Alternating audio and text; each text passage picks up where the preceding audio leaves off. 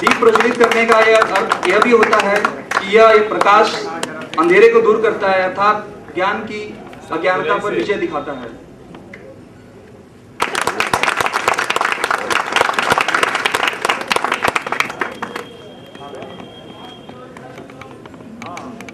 कृपया आप लोग अपना स्थान ग्रहण कीजिए। भीष्म पितामह कहता है, जी हाँ, अमरपुर नेकचपरा कुशीनगर के रहने वाले आईआईटी रुड़की तक, बीएचयू बनारस हिंदू यूनिवर्सिटी से ग्रेजुएशन करके आईआईटी रुड़की तक जाने के लिए गए और वहां से फिर वो यूएस और अब इस समय एसआर ऑयल में जनरल मैनेजर के पोस्ट पर कार्यरत हैं। जी हाँ, मैं आमंत्रित करता हूं राजेश प्रताप सिंह, राजेश भैया को।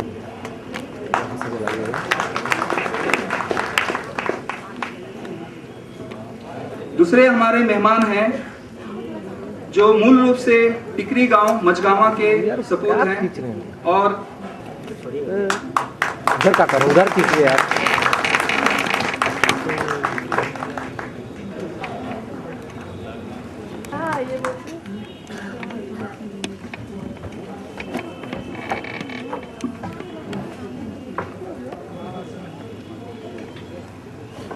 जो मधुबन की माटी का सपूत कह सकते हैं।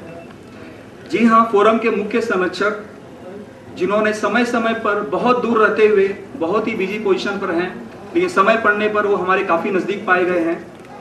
जी हाँ, मैं बात कर रहा हूं ऐसे शख्स की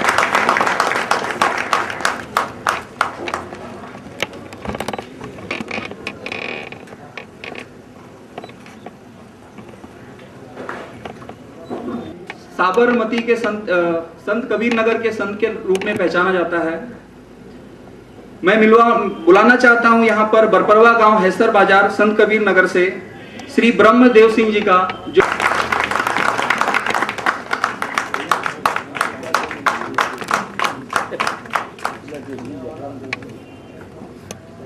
आप लोगों से अनुरोध है कि खड़े होकर कृपया उनका स्वागत कीजिए।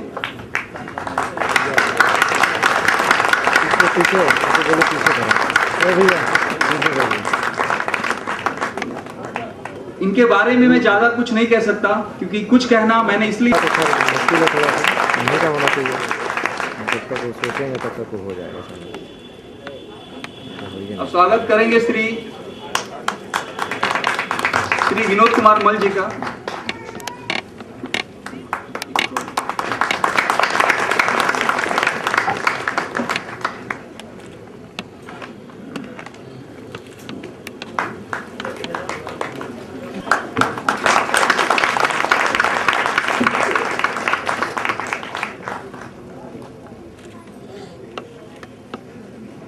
और स्वागत करेंगे हम श्री नंद बिहारी सिंह जी का।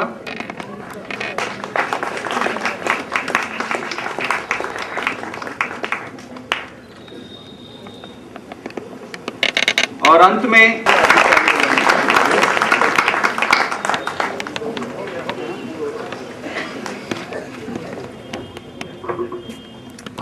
तीन साल पहले काफी लोगों को पता होगा कि हमने इसी गोरखपुर मुख्यतः इंटरनेट द्वारा संचालित है, जिसमें विश्व के कोने कोने से बैठे हुए लोग इसमें अपना कुछ न कुछ योगदान देते रहते हैं। किसानों से लेकर शहरी बाबुओं तक पहुंचा जा सके। जी हाँ, आज अथक प्रयास के बाद वह ऐतिहासिक क्षण आ गया है और हाँ, जिसका हम सबको इंतजार है। मैं श्री बीडी सिंह जी से, माननीय श्री बीडी सिंह जी से, जो हमारे मुख्य अतिथि हैं, उनसे आग्रह करता हूं कि वह अपने कर कमलों द्वारा मल सैतवा राजपूत दर्पण करेंगे।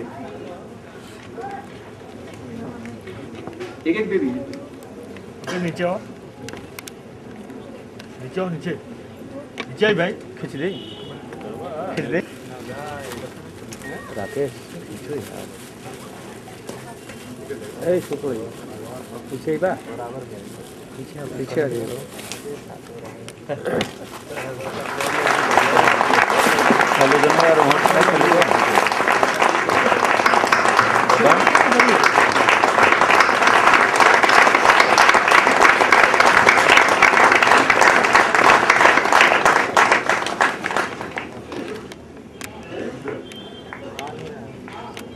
हाँ सर, थोड़ा सा धन्यवाद। जी हाँ, ये कुछ लोगों के अथक प्रयास के क्या किए हैं आप उसमें? हम कुछ नहीं किए, जो तरवा हिला था उसको देखे हैं। इसको स्विच ऑफ किए? नहीं, कुछ नहीं। के ऊपर लिखी गई ही कहानी है, जिसमें एक व्यक्ति संघर्ष करते हुए उस ऊंचा मुकाम पर पहुंचता है जहां कभी उसने सपना देखा था।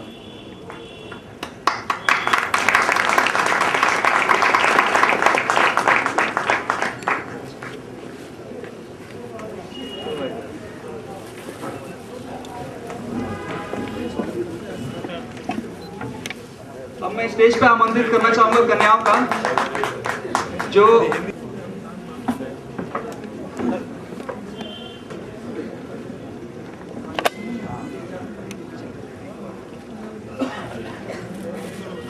हाँ भैया, हमें कुछ आवत नहीं, जल्दी आवा।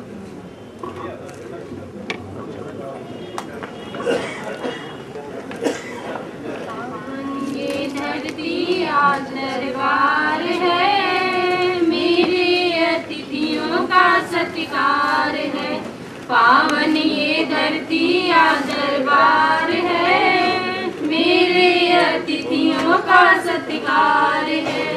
उनकी राहों में कलियां बिखरी हैं, उनके दर्शन को अखियां निकरी हैं। उनकी राहों में कलियां बिखरी हैं, उनके दर्शन को अखियां निकरी हैं। पावन ये धरती आज दरबार है, मेरे अतिथियों का इंतजार है। स्वागत में सुनो का ये हार है, उनको तो मेरा इंतजार है। पावन ये धरती आज दरबार है, मेरे अतिथियों का सत्कार है। चलकर वो महफिल में जब आएंगे, उनके कदमों में हम बिछ जाएंगे। चलकर वो महफिल में जब आएंगे, उनके कदमों में हम बिछ जाएंगे। पावन ये धरती आज दरबार है, मेरे अतिथियों का सत्कार है। रातें रोएंगे दिन मुस्काएंगे, बनके आंसुओं से बिखराएंगे। रातें रोएंगे दिन मुस्काएंगे, बनके आंसुओं से बिखराएंगे। पावन ये धरती आज दरबार है, मेरे अतिथियों का सत्कार है। कदमों में उनके गंगाधार है, सातों जन्म उनके निसार है। कदमों में उनके गंगाधार है, सातों जन्म उनके निसार है। पावन ये धरती आज दरबार है, मेरे अतिथियों का सत्कार है। खिदमत में उनके ये गुलनार है, उनको तो मेरा नमस्कार है। खिदमत में उनको ये गुलनार है, उनको तो मेरा नमस्कार है। पावन ये धरती माँ दरबार है, मेरे अतिथियों का सत्कार है। मेरे अतिथियों का सत्कार है, मेरे अतिथियों का सत्कार है। Thank you. इंटर करते वक्त एयरफोर्स में सिलेक्शन के लिए इन्होंने अप्लाई किया और सिलेक्ट हो गए। एयरमैन रहते हुए इन्होंने 12वीं और बाद में ग्रेजुएशन कंप्लीट किया। 1962 के वार में जब चीन ने हमें धोखे से हमारे ऊपर आक्रमण कर दिया, उस समय इमरजेंसी सिचुएशन में वहां पर भर्ती के लिए पेपरों में अखबारों में एप्लीकेशन आया था। इन्होंने वो एप्लीकेशन भरा और इनका सिलेक्शन हो गया। इनका सिलेक्शन सेकंड लेफ्टिनेंट के तौर पे हुआ और ये कैप्टन के रूप में प्रमोट किए गए। इन्होंने 1965 के वार में हिस्सा लिया। आज भी जब एक दूसरे से मिलते हैं तो जय सिया राम के नारे के साथ एक दूसरे का स्वागत करते हैं। यहाँ तक सुनने में आया है कि गांव में चोरी झगड़ा या किसी तरह का कुछ नहीं होता है। यह मात्र श्री ब्रह्मदेव सिंह जी के अथक प्रयास और इनका अपने गांव के समर्पण को दर्शाता है। तो ऐसे शख्स श्री ब्रह्मदेव सिंह जी का स्वागत करने के लिए मैं श्री विनोद कुमार मल जी को कहूंगा कि कृपया उनको शॉल और फोरम का मेमोंटो देकर उनका स्वागत करें।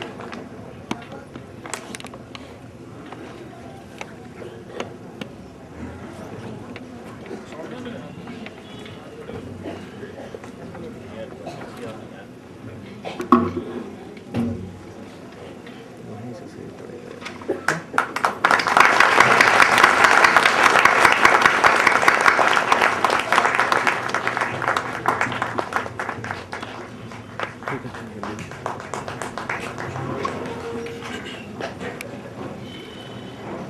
धन्यवाद। वही रहिए। जो हमारे बीच युवा है, जो गांव से निकलते हुए आज पूरे भारतवर्ष में जिसके नाम से किताब छपती है, आप इंटरनेट पे जाके आप देख सकते हैं। राजेश सिंह IIM अहमदाबाद की वेबसाइट भी है। जी हाँ, आज 3 भाषाओं में वह किताब पब्लिश हो चुकी है। वह विरहत गांव धर्मपुर कुशीनगर के निवासी हैं। 1977 में इनका जन्म हुआ और पिताजी रामप्रीत सिंह और माता पुष्पलता सिंह जी हैं। इन्होंने भी इंटर करते हुए एयरफोर्स में एज अ टेक्नीशियन काम किया। ग्रेजुएशन इन्होंने BSc में कंप्लीट किया और स्टेट बैंक ऑफ इंडिया में 8 साल तक डिप्टी मैनेजर के रूप में काम किया इन्होंने। तत्पश्चात मास्टर्स इन बिजनेस एडमिनिस्ट्रेशन, जिन्हें हम MBA कहते हैं, इन्होंने अहमदाबाद से कंप्लीट किया और अहमदाबाद से MBA करते समय इन्होंने अपने जीवन के संघर्ष को एक किताब के रूप में ढाल दिया। जी हाँ, राजेश सिंह जी, कृपया आप स्टेज की तरफ आइए।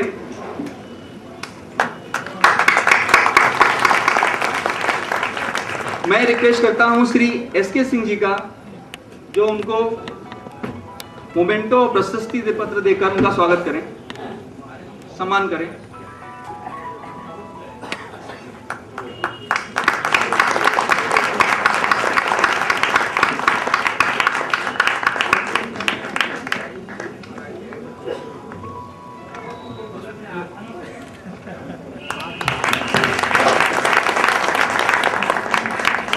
सिंह जी और श्रीमती जेना देवी के घर में पैदा होते हैं। वहां से वो इंटर करते हुए पंतनगर उत्तरांचल से बीटेक और एमटेक करते हैं। अपनी कम्युनिटी से बहुत ही भावुक रूप से जुड़े रहने वाले ये उसके बाद Indian council of agriculture research में वैज्ञानिक के तौर पे ज्वाइन करते हैं। इनके कुछ शोध जैसे सामा कोदो के छिलका हटाने वाली मशीन, पैर से चलाने वाली धान मड़ाई मशीन और बुआई मशीन का शोध करने का क्रेडिट जाता है इन्हें। इनके इस असीम योगदान को देखते हुए इन्हें 3 नेशनल अवार्ड से नवाजा जाता है। और आपको यह जानकर गर्व होगा कि प्रधानमंत्री श्री मनमोहन सिंह जी, डॉक्टर मनमोहन सिंह जी ने इनका अपने हाथों से स्वागत किया है। मैं इनवाइट करता हूं श्री कृष्ण प्रताप सिंह जी का स्टेज पर, क्या यहाँ पर आए। करता हूं कि वो इस माटी के सपूत का स्वागत और सम्मान करें। जी हाँ, नेशनल अवार्ड जो शायद हमें से बहुत लोग चाहते हैं कि हमें मिल जाए, हमारे ही बीच में, हमारे ही लोग में से एक KP सिंह जी ने वो कर दिखाया है, एक नहीं 3 अवार्ड लेकर।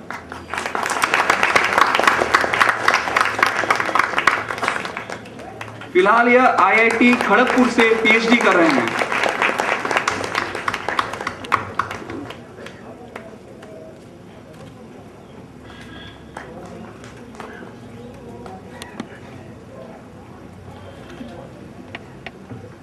सर्जनवा डॉक्टर विजय कुमार सिंह जी और श्रीमती राजमती सिंह जी को आज सब लोग जानते होंगे। जी हाँ, यह फिलहाल कोने कोने में बैठे हुए लोगों को आज पता है कि अपने ही लोगों में से श्री सचिन सिंह जी ने UP PPS में टॉप किया है। जी हाँ, इनके जानने वाले के अनुसार ये टैलेंट का एक खजाना है और शायद आने वाले समय में हमें और भी कुछ सुनने को मिलेगा। मैं आमंत्रित करता हूं श्री सचिन सिंह जी को स्टेज पर।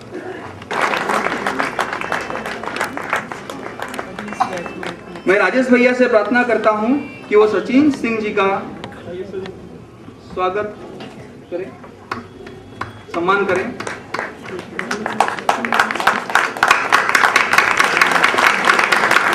जल्दी करें या प्रदीप।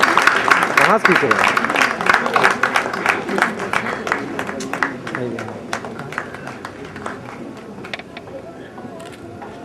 आप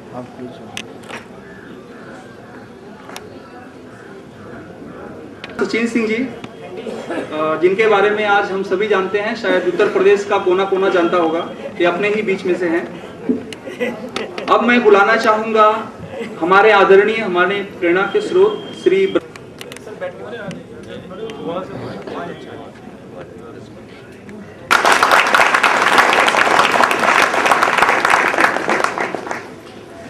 इस फोरम के संरक्षक आदरणीय विनोद कुमार मल जी, फोरम के जैसा बताया गया विश्व पितामह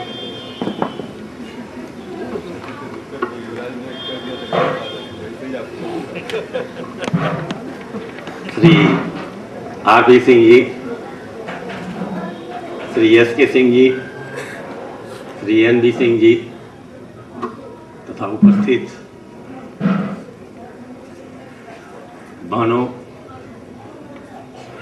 और भाइयों, मैं इस फोरम का बड़ा अनुग्रहित हूँ कि उन्होंने यहाँ बुला करके सम्मान दिया। लगभग 1.5 महीने पहले श्री सरेन सिंह जी और उनके साथ में महेश जी और शायद राजेश जी गए थे, हमारे गांव गए। तभी मुझे इस फोरम के बारे में विशेष रूप से जानकारी हुई। वैसे कैप्टन राधे श्याम सिंह जी ने शायद 1-8 साल पहले मुझसे इसके बारे में चर्चा किया था। इस फोरम को मैंने देखा तो जो इन्होंने इंटरनेट पर वेबसाइट बनाई है उसमें अधिकांश उन्हीं लोगों का नाम है जो कि शहरों से जुड़े हुए हैं और प्रबुद्ध वर्ग के हैं। मैंने उनसे कहा कि ये कितने लोग हैं? अपने समाज के लोगों में से लगभग 2% ही हैं।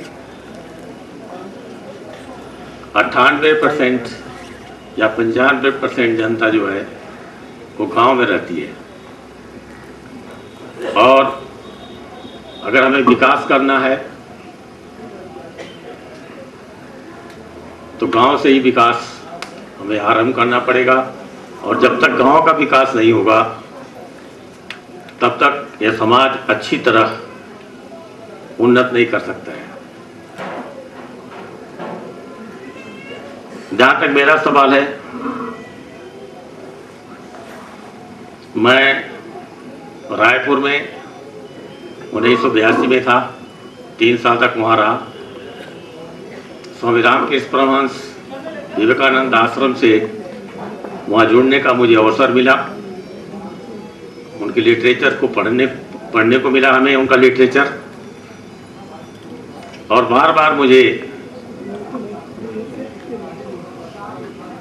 बात मेरे मन में आई जो स्वामी विवेकानंद जी ने कहा था जब वो वे अमेरिका से वापस आए थे तो लोग उनसे पूछते थे कि भारत इतना समृद्धशाली देश था, आध्यात्मिक दृष्टिकोण से इतना उन्नत था,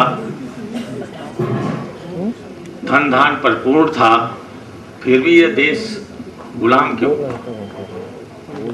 बड़ा विचारणीय प्रश्न है। उन्होंने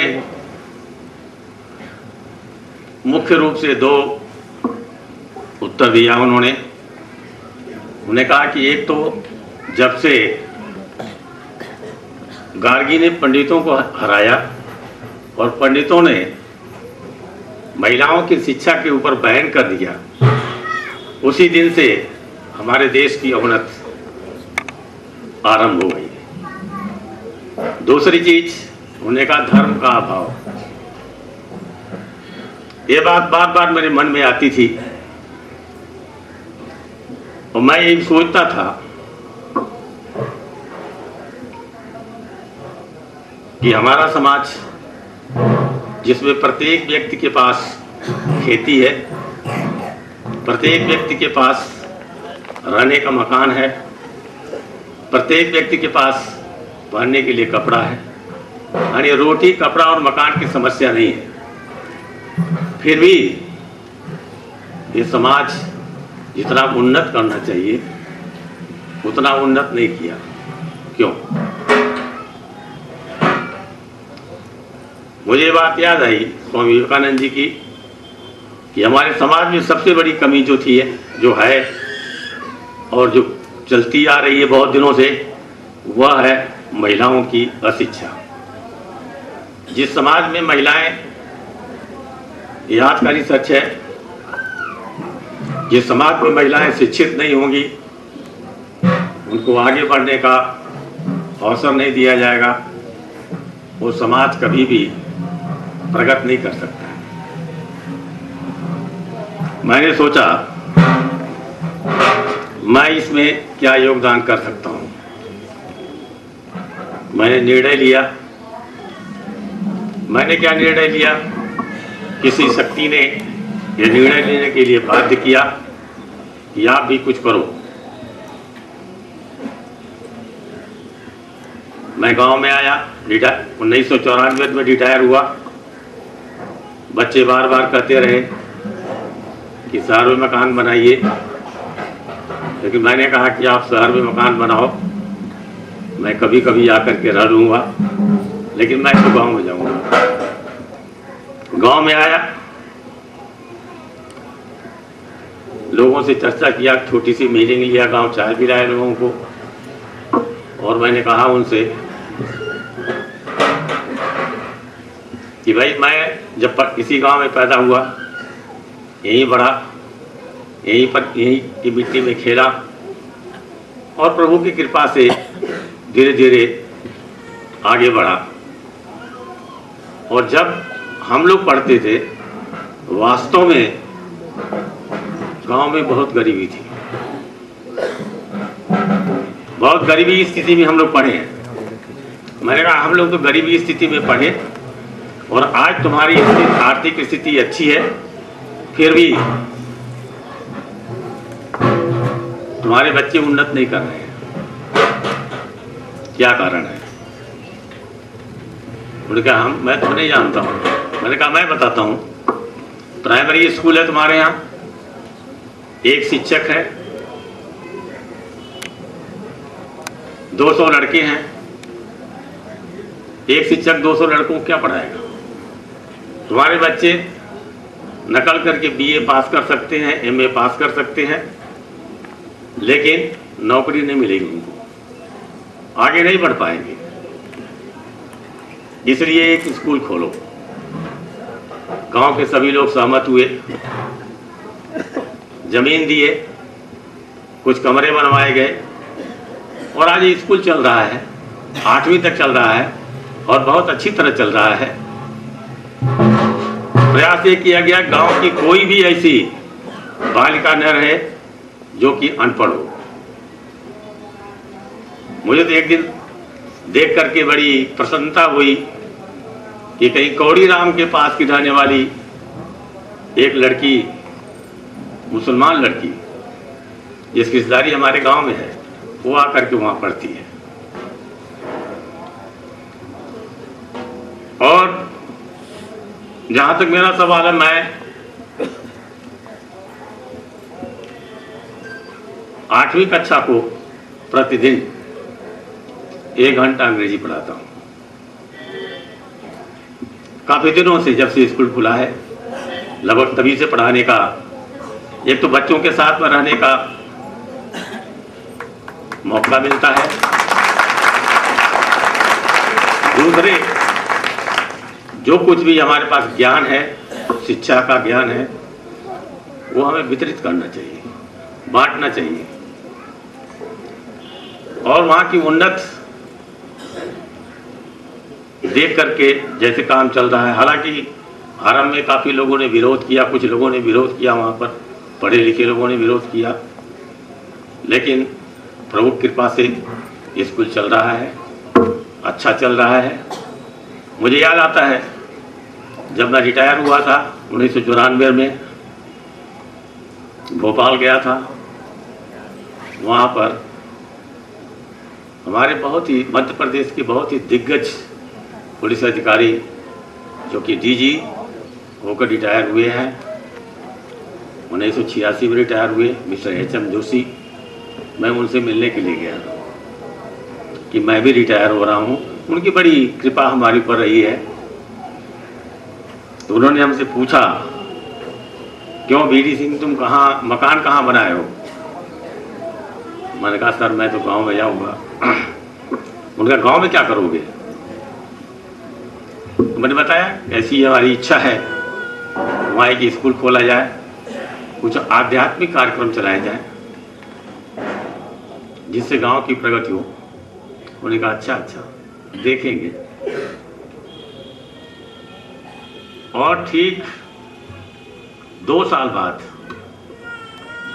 उनका एक पत्र मिला मुझे कि मिस्टर बीडी सिंह, जब तुम रिटायर हुए थे मेरे पास आए थे और तुमने मुझसे कहा था कि रिटायरमेंट के बाद मैं गांव में जा कर के ये काम करूंगा, क्या प्रगति है?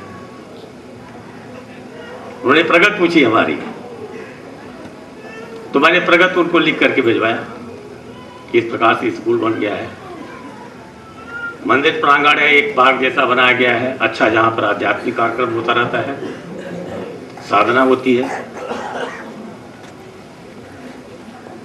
कुछ खेती के बारे में भी लिखा, उनको बताया। जब चिट्ठी उनके पास पहुंची तो 10 दिन के अंदर उनका उत्तर मुझे प्राप्त हुआ एक पोस्ट कार्ड के ऊपर। उनका मिस्टर बीडी सिंह, आपका पत्र प्राप्त हुआ, पढ़कर बड़ी प्रसन्नता हुई। तुम्हारा समय कट रहा है, हम लोग समय काट रहे हैं। और आज स्थिति वही है, जितने लोग भी रिटायर हैं वो लोग शहर में रह करके समय काट रहे हैं। उनकी योग्यता का, उनकी क्षमता का, उनकी शक्ति का उपयोग समाज को नहीं मिल पा रहा है। जब तक वो आगे नहीं आएंगे, अब जो नवयुवक हैं, अब मैं आरपी सिंह को तो नहीं कर सकता हूं कि आप गांव में आइए, इनके लिए कुछ और भी काम करने के लिए है, लेकिन जो रिटायर हो गए हैं उनके लिए और काम नहीं है। मैं उनसे अनुरोध करूंगा कि वो गांव में आए और गांव के लिए कुछ करें, और तभी आपका समाज उन्नत करेगा। वैसे बैठे हुए आप पत्रिका में देखा होगा, कार्ड में देखा होगा, इस ट्रस्ट का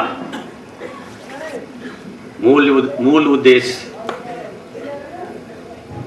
समाज का विकास करना, समाज में उन्नत करना है। पत्रिका में तो आ गया, उद्देश्य तो हो गया, लेकिन इसको क्रियान्वित करना है। इनके कार्ड में लिखा हुआ था, कार्ड को देख करके मुझे रामचरितमानस की दो संदर्भ मुझे याद आए। एक संदर्भ तो ये था, रावण ने यह निर्णय किया था कि भाई मरने के बाद मनुष्य स्वर्ग में जाता है, मैं एक ऐसी सीढ़ी बनाऊंगा कि मनुष्य जिंदा स्वर्ग में चला जाए, लेकिन उसने कभी उसको क्रियान्वित नहीं किया और वो सीढ़ी नहीं बन पाई। दूसरा संदर्भ यह है कि रावण के त्रास से सभी लोग दुखी थे, देवता लोग दुखी हुए, ब्रह्मा जी के पास गए। ब्रह्मा जी ने भी कहा मेरे बस की बात नहीं है। उन्होंने कहा चलिए प्रभु के पास चलते हैं। आराधना किया, आराधना में भविष्यवाणी हुई, जन डर को मुनि सिद्ध सुरेशा, तुम्हारी लाग धरियो मुन बेसा नर बेसा। डरो नहीं ये देवताओं, डरो नहीं, तुम्हारे लिए ही मैं नर का रूप धारण करके आऊंगा। तुलसीदास जी बड़ा कटाक्ष करते हैं वहां पर, देवताओं के लिए कटाक्ष करते हैं। आप सभी लोग देवता हैं, जो लोग समृद्धशाली हैं, सुखी जीवन बिता रहे हैं, उन्हीं वही तो देवता है। और देवता है कौन? तो देवताओं के प्रति उन्होंने बड़ा कटाक्ष किया। उन्होंने कहा तुरंत फिरे। जब भविष्यवाणी हो गई तो देवता ने तुरंत मुड़ गए। ब्रह्मा ने पूछा कहाँ जा रहे हो भाई? बोले भगवान तो आ ही रहा है, अब हम अपने स्वर्ग में जाएंगे, ऐशो आराम के लिए जाएंगे। ब्रह्मा ने कहा धन्य हो महाराज, नारायण तुम्हारे लिए नर का रूप धारण करके आ रहा है और तुम स्वर्ग जा रहे हो। अरे कम से कम जाकर के बानर तो बनो। तो सभी देवता उनके आदेश के अनुसार बानर बनते हैं। भगवान शंकर हनुमान जी का अवतार लेते हैं, ब्रह्मा जी जामवंत का अवतार लेते हैं, बाली इंद्र देवता बाली का रूप धारण करते हैं, सूर्य देवता जो हैं सुग्रीव का रूप धारण करते हैं। ये लोग अवतार लेकर के गांव में जाकर के रहते हैं और वहां पर जन जागरण करते हैं। और जब जन जागरण होता है तब रावण का विनाश होता है। केवल कागज में लिखने से नहीं होगा, आप लोगों को जाना पड़ेगा गांव में। अब जो जितने लोग भी अपने आध्यात्म को जानते हैं, रामचरितमानस बड़ी इतनी अद्वितीय पुस्तक है। उस जमाने में दो राज्य थे, एक दशरथ, एक दशमुख, दोनों में 10।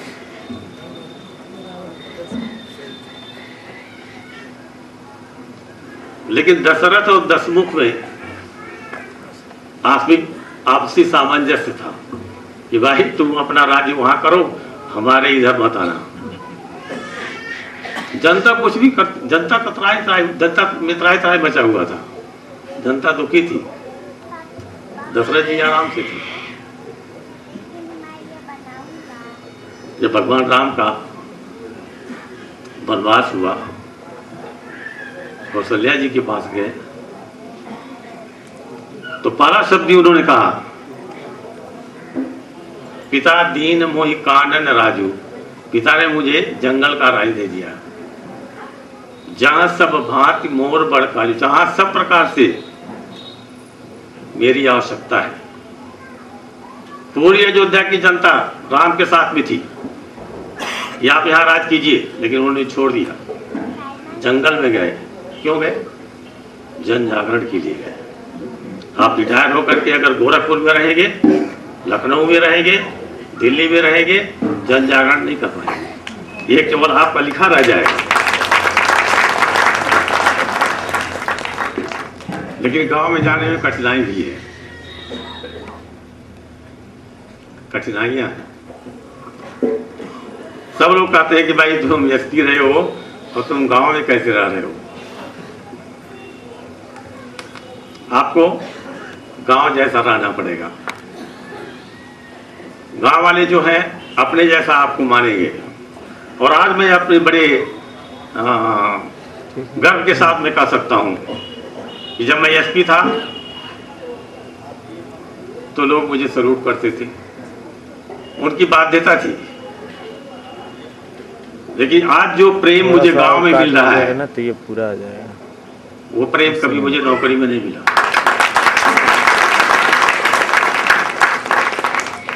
गांव का कोई भी बालक, कोई भी बालिका जब भी वहां से निकलती है या मैं निकलता हूं, सब लोग पैर छूते हैं, आदर देते हैं। तो मैं कह रहा था गांव में जाना वैसे हड़बड़ी में मत जाइएगा कि चलो भाई बीडी सिंह ने बोल दिया चलो गांव चलते हैं। बड़ा गांव में रहना थोड़ा, जाना थोड़ा कठिन भी है। तुलसीदास जी जब बहुत बड़े विद्वान बन गए तो उन्होंने सोचा कि चलो भाई अपने गांव राजापुर चलते हैं, फिलहाल राजापुर वालों से थोड़ा मुलाकात करते हैं। तो राजापुर में गए, बनारस से राजापुर गए। वो गांव में हल्ला मच गया, तुलसी आया है, तुलसी आया है।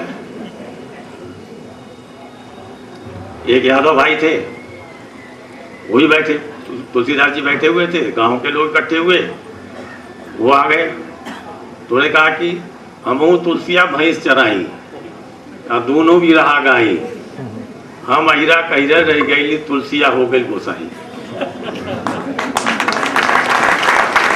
तो सब लोग तुलसिया कहेंगे वहां पर, भाई बचपन का जो नाम था कहेंगे। तुलसीदास जी खुद स्वयं लिख गए।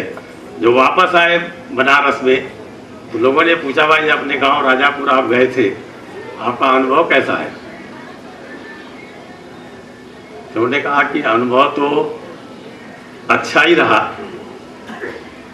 लेकिन उन्होंने एक दोहा लिख दिया, तुलसी वहां न जाइए जहां पुरानो ठाम,